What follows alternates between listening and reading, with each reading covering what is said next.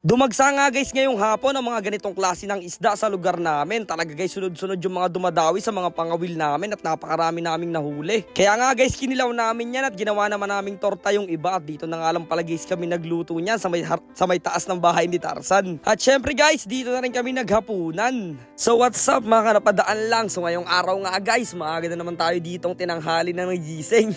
Bali nga guys ngayong araw ay mangangawil naman kami ng mga isdang tuakan guys. Balita kasi namin ay dumagsa yan dito sa lugar namin. Malapit nga lang guys dito sa may bahay ni Tarzan yung magiging spot natin ng pangawil. Kaya nga guys bago pa lang dito lumubog yung araw ay pumunta na rin kaagad kami. Malay mo guys makarami tayo ng huli. At syempre guys palambing naman sa mga solid followers at viewers namin dyan. Pakilike naman sana guys ng video na to at kung pwede guys pakishare na rin. Huwag nyo na rin guys kalimutang i-follow yung page namin para updated kayo sa mga adventure natin sa bahay ni Tarzan. Bali nga guys nakarating na nga pala tayo dito sa spot at grabe guys sunod-sunod na talaga yung mga dumadawi sa aming isda dito. Kahit nga guys wala kaming pamain dito ay talagang nahuhuli namin sila. Ang mga kinakain kasi guys ng mga ganitong klase ng isda yung mga balahibo lang guys o yung parang kulay silver. Kaya yun guys ang nilagay namin imbis na pain. At napaka-effective nga niya guys. Sunod-sunod talaga dito yung mga dumadawi sa amin. Eto nga pala guys ay isdang dilis pero malalaki siya kaya tuaka na guys ang tawag dito sa lugar namin. Minsan nga lang pala guys ito dumagsa dito sa lugar namin. Kaya pag nakachempo ka nito guys ay talagang may pang-ulam ka na medyo marami-rami. Dito mo talaga guys may experience yung pagkababa mo pa lang nung pangawil mo pag inangat mo may huli na kaagad. Tapos pagkababa mo guys ay may huli na ulit. Sobrang natutuwa at nag-enjoy talaga kami guys sa sobrang dami nila.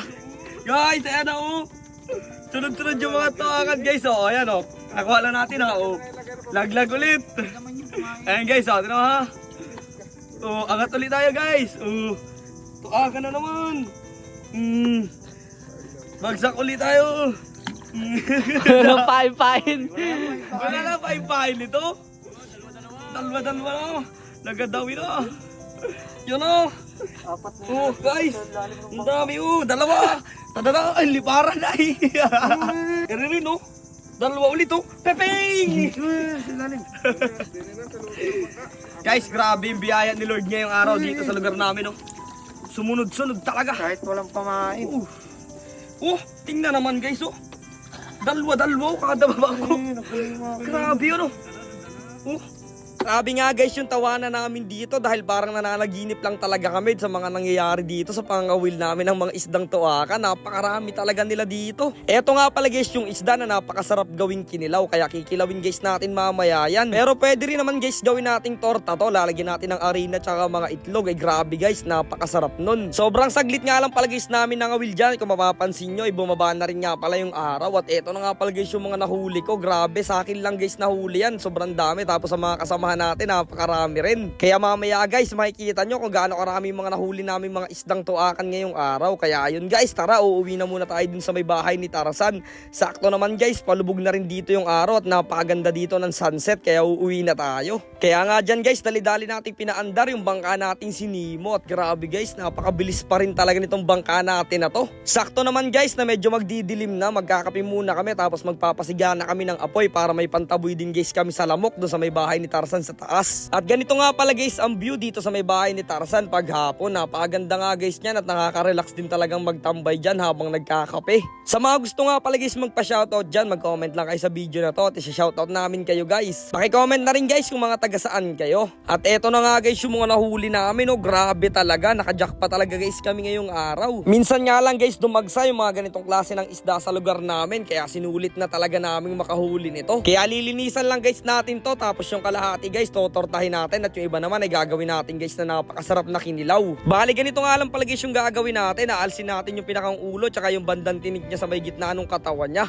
Tapos eto naman guys mga totortahin namin ay nilaga namin ng konti siya para madurog yung kanyang mga laman. Siguro guys napakasarap din itong gawing fishball guys. Tataray natin yon sa mga susunod. Umakyat na nga guys kagad kami dito sa may taas ng bahay ni Tarzan at dito na nga lang pala guys namin inasikaso to. Naglagay na rin kami ng mga ilaw. Hala kasi guys namin ngayong araw na magkakaibigan na dito kami maghahaponan kaya nga guys dumiskarte kami kanina ng pang-ulam. Hindi pa nga guys tapos dito yung pagbabarnis natin sa may bahay ni Tarzan. Ang meron pa nga lang guys dito itong may balkonahe.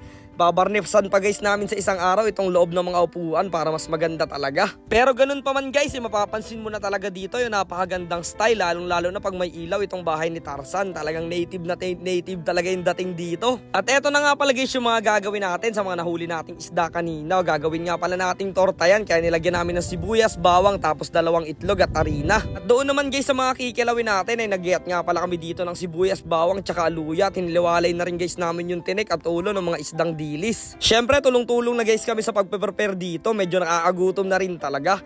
Nagpasiga na rin guys ako dito ng apoy para maitaboy namin dito yung lamok. Nilagyan na rin nga pala namin ng barnis itong may bandang lutuan namin guys, kaya kung makikita nyo napakaganda na nito. Lalong lalo na guys pag gabi at merong apoy dito, lumilitaw talaga yung ganda ng kulay. Habang iniluluto nga guys namin doon yung torta nating mga tuakan o mga dulis, ay titimplahan naman guys muna natin dito yung gagawin nating kinilaw.